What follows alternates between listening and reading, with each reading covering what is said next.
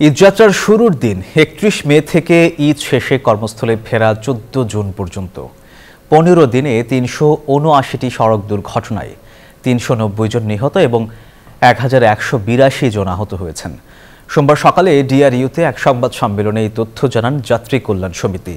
সংগঠনের তথ্য মতে সড়ক, রেল ও নৌপথে সর্বমোট ৪১৫টি দুর্ঘটনায় ৪২৭ জন নিহত এবং ১১৯৪ জন আহত হন, যার বেশিরভাগই হয়েছে মোটরসাইকেল দুর্ঘটনায়।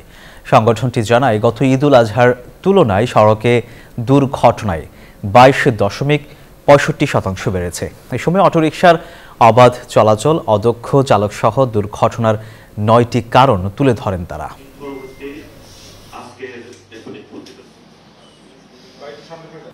সড়ক, রেল ও নৌপথে ৪১৫টি সড়ক দুর্ঘটনায় ৪২৭ জন নিহত, ১১৯৪ জন আহত হয়েছেন। হাসপাতালের তথ্য বিশ্লেষণ করলে হতাহতের সংখ্যা কমপক্ষে আরো 10 গুণ বাড়তে পারে, যা সংবাদ মাধ্যমে না আসার কারণে আমরা তুলে ধরতে পারিনি। বান্ডেল থাকলে প্রতি সেনমানিতে টাকা বাঁচবে। বিকাশ সেনমানি বান্ডেল কিনে জিতুন প্রতি লেনদেনে।